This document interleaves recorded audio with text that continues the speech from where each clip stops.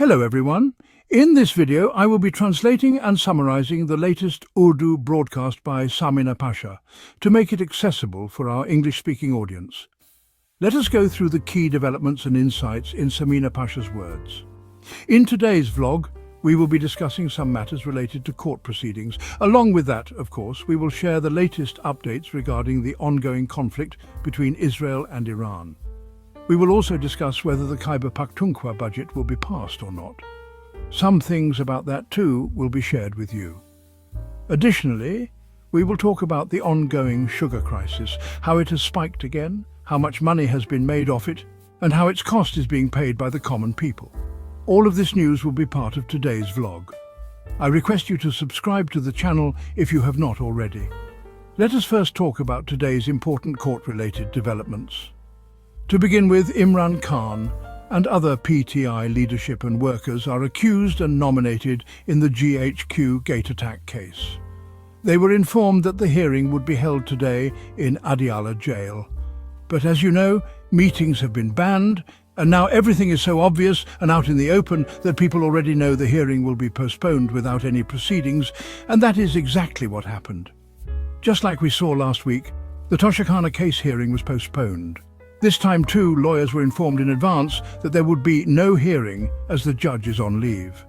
Other people were told to just mark their attendance in the anti-terrorism court, but no actual proceedings would occur. Basically, once again, meetings with Imran Khan are banned. He is facing strict restrictions again.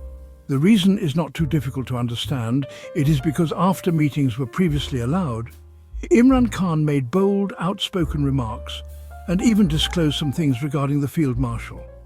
Moreover, he wanted to give a strategy regarding the protest movement or discuss a plan of action. To stop all this, the meetings have apparently been banned again.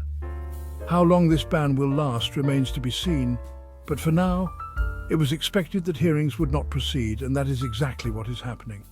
What is surprising is the lack of reaction from PTI. It seems like they have no strategy to raise their voice against this or to put any kind of pressure. Yes, they have made some aggressive statements in the Assembly during the budget session, but otherwise, no significant action has been taken, especially regarding the solitary confinement of Imran Khan, which is a serious issue. There has not been much discussion about this, or at least, I have not seen it. Another surprising thing is about Imran Khan's son. After he gave a very strong and powerful interview, it was expected that he might take this issue forward, appear again in the media, or reach out to people and play a role in addressing this situation, as he had said in his interview. But after that, he too has disappeared and has not taken any visible step, neither internationally nor otherwise. There is complete silence on that front. Thirdly, now it seems that even the courts are no longer taking up matters like contempt of court cases regarding the ban on meetings. There are no hearings taking place, not for the main appeals, not for bail cases. Even if a hearing is scheduled, it rarely progresses. So essentially, there is a complete standoff situation regarding Imran Khan's cases and his meeting rights. After a whole week passes, only on Tuesday is he allowed to meet just two of his sisters. That is all the contact allowed, and that is when any information about his well-being comes out. This is the current scenario. As for the Khyber Pakhtunkhwa government, there is concern about how their budget will be passed. Ali Amin and others are saying the budget will not be approved without a meeting with Imran Khan.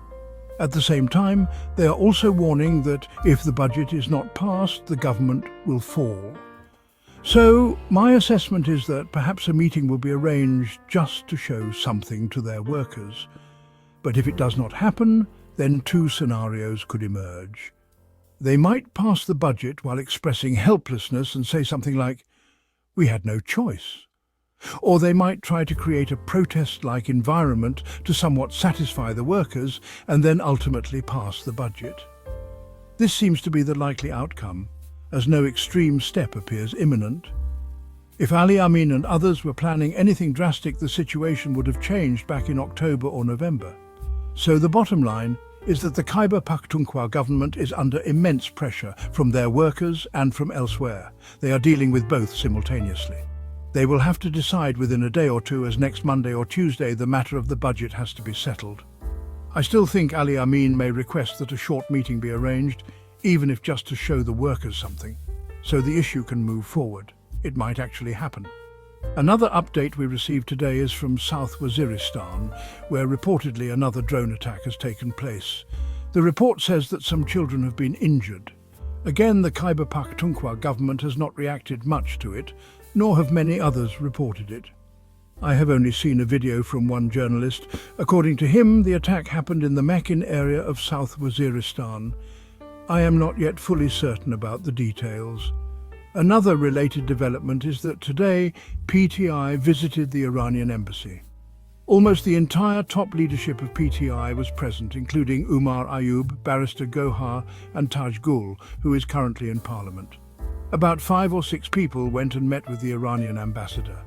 They expressed solidarity and assured them that PTI stands with Iran during these difficult times. This is a positive gesture, and I think PTI as a party should continue to play such a role. Yes, it is true that their mandate was mainly about securing Imran Khan's release, which has not yet happened. But at least they should speak up on other issues, whether it is about farmers, the budget, or policy-related questions. Today, Sahibzada Hamid Raza gave a powerful speech in the National Assembly and demanded an explanation for the government's vague stance on the Iran issue. He questioned why the government has not clearly stated its position and why no serious effort is visible at the official level to show support for Iran, even though the public is clearly sympathetic. His stance was strong, and I believe it was the right move. Similarly, regarding other issues, for instance this massive sugar scandal, when journalists break such stories, the opposition should adopt them as issues and make them central to their agenda. This sugar scandal is a huge one, and although it is not a new kind of crime, the same old manipulations are happening again. The sugar mafia works in a very calculated manner. First, it is publicly announced that there is a surplus of sugar this season, an abundant quantity, and it should be exported. Once the export is approved, the sugar is sent out, and the mafia receives subsidies and financial benefits for this export. Then, just a few months later, suddenly it is discovered that there is now a sugar shortage in the country. The same people who exported it now claim that sugar has become scarce. It then emerges that they had hoarded sugar inside the country all along. As a result, prices in the market rise drastically, and they sell the sugar at higher rates. Then they say the country's sugar needs are not being met, and now we will have to import sugar from abroad, which raises the question, are these people such fools that they do not even know how much sugar the country needs? How can you export so much sugar and then act surprised when you need to import it again at a higher cost? Would you run your own household this way?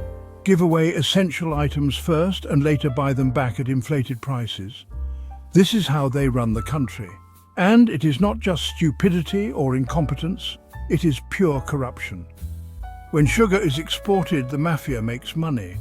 Then when the crisis hits and hoarded sugar is released into the market, prices go up. Again, they profit. And then when sugar is imported, they make even more money. All of this extra profit ends up in their pockets. And the burden of this greed falls squarely on ordinary citizens.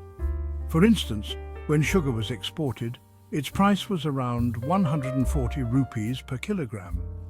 Now it is selling for 180 to 190 rupees per kilogram and might soon hit 200. Yet the government brags about economic progress, saying inflation is over, people are prosperous, and rivers of milk and honey are flowing. But the truth is, the sugar mafia has always been active. During Imran Khan's tenure, sugar prices also rose. But to his credit, he formed a commission headed by Hamad Azhar to investigate. Proper inquiries were held, and findings emerged that even caused tensions with influential figures like Jahangir Tareen. Imran Khan made it clear, no matter if someone is a friend or foe, if public money is misused, he will not spare them. While he did not fully eliminate the mafia, he at least tried. There was visible effort and accountability. Now, however, members of the current ruling government themselves own sugar mills. So who will they investigate? Who will they hold accountable? They are the beneficiaries. Loot and plunder are in full swing and no one dares question them. Even the media, once vocal over a 2 rupee price hike, is now mostly silent. Today all we hear are praises. Wow, we have conquered everything. The Field Marshal met us. Bravo. Everyone is celebrating while public issues are ignored. Rarely do you see talk shows or anchors discussing inflation or corruption now. Among today's headlines, I found it unusual that YPDA Chairman Lieutenant General Sajjad Ghani resigned. In our country, resignations are rare. No one gives up a high position voluntarily. The official reason given is personal reasons, which could be health-related or a better opportunity. Otherwise, no one walks away from such powerful posts willingly. Just today I read that the governor of Karachi, Mr. Tesori, went abroad and took the keys of the governor's house with him. The acting governor complained about this. Can you imagine the mindset? The desperation for power and perks? This reflects their obsession with wealth and status without any sense of ethics, law, or fear of God. Today, United States Secretary of State Marco Rubio called Prime Minister Shahbaz Sharif. People are celebrating this as if the main boss finally acknowledged us. But this is similar to a senior signing off a file. The rest will be handled by clerks and assistants. It seems this call was made to implement certain agreements or actions.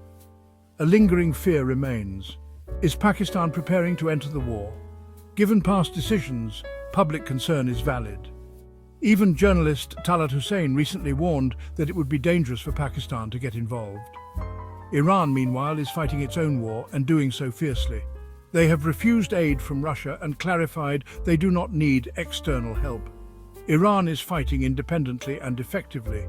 Recently, there was a powerful explosion there and buildings shook. Initially, people feared a nuclear test. However, it turned out to be an earthquake measuring 5.1 in magnitude in northern Iran. Despite the earthquake, the real worry remains Iran's growing missile capabilities. While they may not yet have nuclear weapons, they have a massive stockpile of missiles. Their accuracy and effectiveness have drastically improved. Fewer missiles are being launched, but they are hitting targets more precisely and causing more damage. After Israel assassinated top Iranian leaders, Iran retaliated with such force that it shocked everyone. Even Israel's military leadership has admitted that this conflict is likely to be long and difficult. That wraps up our translation of Samina Pasha's video. I hope this English version helped you understand her message better. Please like, share and subscribe to Awami Lens to help our community grow.